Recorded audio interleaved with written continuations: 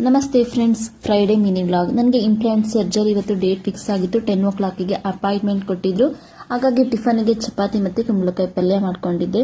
ಹಾಗೆ ಫ್ಲಿಪ್ಕಾರ್ಟ್ ಅಲ್ಲಿ ಒಂದು ಡ್ರೆಸ್ ನ ಬುಕ್ ಮಾಡಿದ್ದೆ. ಅದು ಡ್ರೆಸ್ ಕೂಡ ಬಂದಿತ್ತು, ಬಟ್ ಅದನ್ನ ಓಪನ್ ಮಾಡಕ್ ಟೈಮ್ ಸಿಕ್ಕಿರಲಿಲ್ಲ.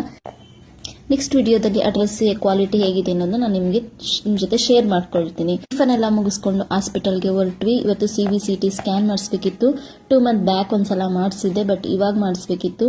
ಸೊ ಇವಾಗ CBCT ಸ್ಕ್ಯಾನ್ ಮಾಡಿಸ್ಬೇಕಾದ್ರೆ ಕಿವೆ ಓಲೆ ಅಥವಾ ಸರ, ಮೂಗ್ನತ್ತು, ಮೆಟಲ್ ಐಟಮ್ಸ್ ಎಲ್ಲದೂ ಕೂಡ ರಿಮೂವ್ ಮಾಡಬೇಕು. ಎಲ್ಲ ರಿಮೂವ್ ಮಾಡಿ ನಾನು CBCT ಸ್ಕ್ಯಾನ್ ಮಾಡಿಸ್ಕೊಂಡೆ.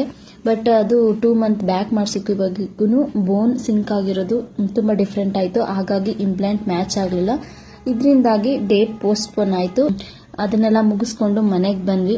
ಏನು ಕೆಲಸ ಇಲ್ಲ ಅಂತ ಇನ್ಸ್ಟಾಗ್ರಾಮ್ ಯೂಟ್ಯೂಬ್ ಮಾಡಲ್ಲ, ನಮ್ಮ ಕೆಲಸದ ಮಧ್ಯೆನೇ ಮಾಡುವಂತದ್ದು. ನನ್ನ ಇಂಟ್ರೊಡಕ್ಷನ್, ನನ್ನ ಜರ್ನಿ ಬಗ್ಗೆ ವಿಡಿಯೋ ಹಾಕಿದೀನಿ. ಮಿಸ್ ಮಾಡಿದೆ ನೋಡಿ. Thank you.